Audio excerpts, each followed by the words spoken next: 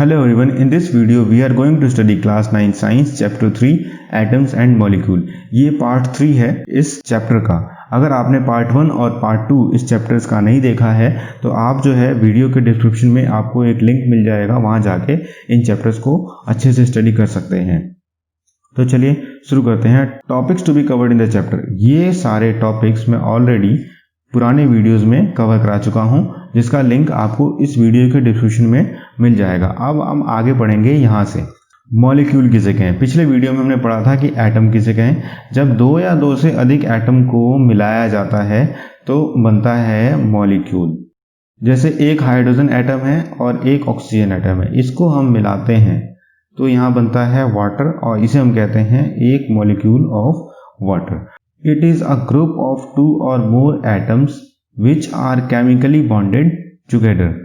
Types of molecule की बात करें तो homoatomic molecules और heteroatomic molecules।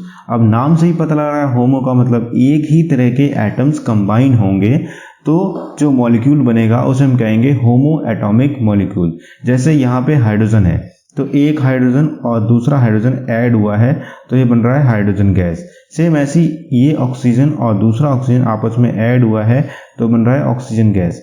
यहाँ पे एक ही तरह के एटम हैं, इसलिए हम इसे कहते हैं होमोएटॉमिक मॉलिक्यूल्स।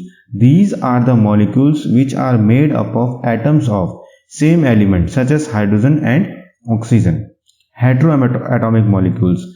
अब यहाँ पे नाम से फिर पता लग रहा है, हेटेरो मतलब दो डिफरेंट तरह के एटम्स हैं और आपस में वो कंबाइन कर रहे हैं, तब जाके बन रहा है हेटेरोएटॉमिक मॉलिक्यूल्स। अब यहाँ पे देखिए ये वाटर है, यहाँ पे दो हाइड्रोजन है और एक है ऑक्सीजन, ये सब तीनों ऐड हो रहे हैं तो बन रहा है H2O।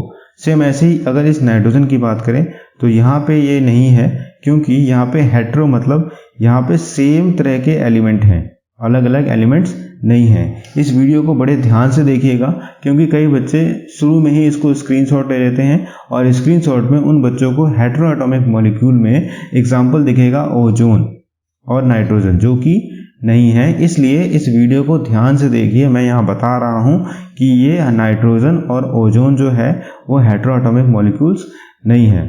अगर हम यहाँ बात करें ग्लूकोज की तो ग्लूकोज में कार्बन के 6, हाइड्रोजन के 12 और ऑक्सीजन के 6 मॉलिक्यूल्स हैं और इसे हम शुगर भी कहते हैं। सोडियम क्लोराइड यानी टेबल सॉल्ट, कॉमन सॉल्ट की बात करें तो यहाँ भी दो एटम्स हैं एक मॉलिक्यूल बनाने के लिए। तो कुल मिला के आपको ये समझना है कि होमोएटॉमिक मॉलिक्यूल्स में जो मॉलिक्यूल बनता है वो सिंगल एटम के कॉम्बिनेशन से बनता है, एक टाइप ऑफ एटम के कॉम्बिनेशन से बनता है। और हेटेरोएटॉमिक मॉलिक्यूल्स जो होते हैं वो एक नहीं, एक से अधिक टाइप के एटम्स के कॉम्बिनेशन से बनते हैं। अब हम बात करते हैं एटॉमिसिटी की। तो number of atoms present in one molecule of an element is called atomicity. मान लीजिए कि ये हमारा एक मॉलिक्यूल है तो इसमें कितने एटम प्रेजेंट है? एक हाइड्रोजन और दूसरा हाइड्रोजन प्रेजेंट है, यानी इसकी जो एटॉमिसिटी है वो है 2, क्योंकि इसमें दो हाइड्रोजन प्रेजेंट है। अगर हम बात करें O3 की, ओजोन की, तो इसमें 3 ऑक्सीजन प्रेजेंट है तो इसकी एटॉमिसिटी हो गई 3। तो कितने एटम एक मॉलिक्यूल के अंदर प्रेजेंट हैं ये बताता है उसकी एटॉमिसिटी। अगर हम टाइप ऑफ एटॉमिसिटी की बात करें तो मोनोएटॉमिक, मोनोएटॉमिक मतलब सिर्फ एक सिंगल एटम है, जैसे आर्गन और हीलियम। डायएटॉमिक, डायएटॉमिक का अर्थ है कि इसमें दो एटम्स हैं, ऑक्सीजन गैस में 2 एटम है, हाइड्रोजन गैस में भी 2 एटम है। और अगर ट्राइएटॉमिक कहें तो ट्राइएटॉमिक का अर्थ है कि यहाँ पे 3 एटम ऑक्सीजन के मिला के बन रहा है ये ओजोन। टेट्राएटॉमिक, टेट्राएटॉमिक कई बार पूछा भी जाता है एग्जाम्स में कि टेट्राएटॉमिक का एग्जाम्पल बताइए, पॉलीएटॉमिक का एग्जाम्पल बताइए। तो टेट्राएटॉमिक का एग्जाम्पल है फास्फोरस मॉलिक्यूल। यहाँ पे 4 फास्फोरस आपस में जुड़े हुए हैं। सेम ऐसी अगर पॉलीएटॉमिक की बात करें तो ये एक S8 यानी सल्फर मॉलिक्यूल है, यहाँ पे सल्फर के 8 मॉलिक्यूल आपस में जुड़े हुए हैं। देखिए 1 2 3 4 5 6 7 और एक और 8, यहाँ पे 8 मॉलिक्यूल सल्फर के आपस में जुड़े हुए हैं। For PDF notes of this or other chapter, go on our website www.theeducationplanet.org और ये WhatsApp नंबर पे आप मुझे कांटेक्ट भी कर सकते हैं अगर आपको कोई क्वेरी हो।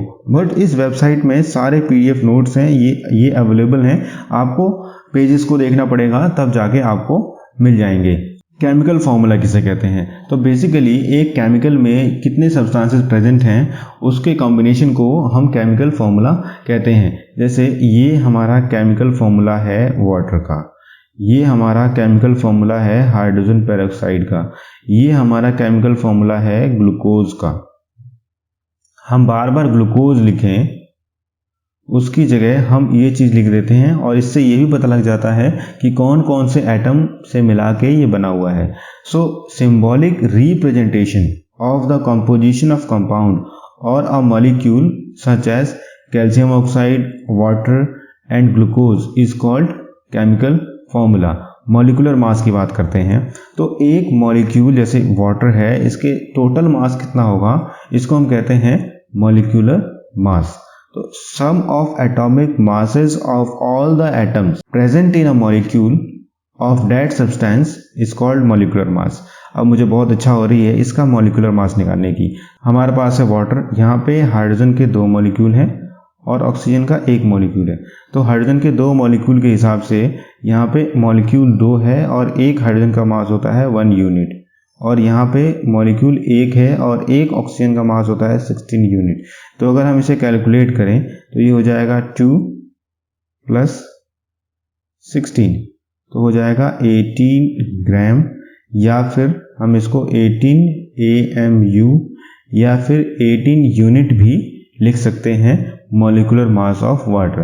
तो हमने क्या किया, यहाँ पे हाइड्रोजन का जो टोटल मास है, इस मॉलिक्यूल का जो टोटल मास है और इस मॉलिक्यूल का या फिर इस एटम या इस एटम का जो टोटल मास है उसको हमने यहाँ पे कैलकुलेट कर लिया। सेम वैसे ही अब हम सोडियम क्लोराइड का मास भी कैलकुलेट करते हैं। यहाँ पे है हमारे पास सोडियम और दूसरा है क्लोराइड।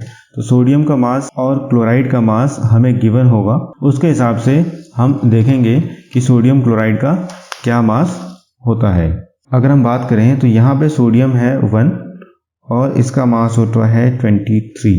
फिर क्लोरीन की बात करें तो यहाँ पे एक क्लोरीन है और इसका मास होता है 35.5 जो कि हमें गिवन होगा, और इसको जब हम आगे कैलकुलेट करेंगे तो यहाँ पे हो जाएगा 23 + 35.5, टोटल मास हो जाएगा 58.5 यूनिट या फिर 58.5 ग्राम या फिर 58.5 AMU। तो ये हो जाएगा formula unit mass of sodium chloride. Thanks for watching. Do like, share, comment and subscribe the channel for further learning. अगर आप किसी को शेयर कर सकते हैं, आपको पता है कि कैसे शेयर करना है, तो आप आसानी से शेयर कर सकते हैं। और अगर आप किसी को शेयर नहीं कर पा रहे हैं तो आप उसको बताइए कि ऑन यूट्यूब पे जाके वो बच्चा लिखेगा एकेडमिक एक्सीलेंस इन स्कूल, तो ये वीडियो आसानी से उसको मिल जाएगी। Please subscribe the channel for further learning. Thank you very much.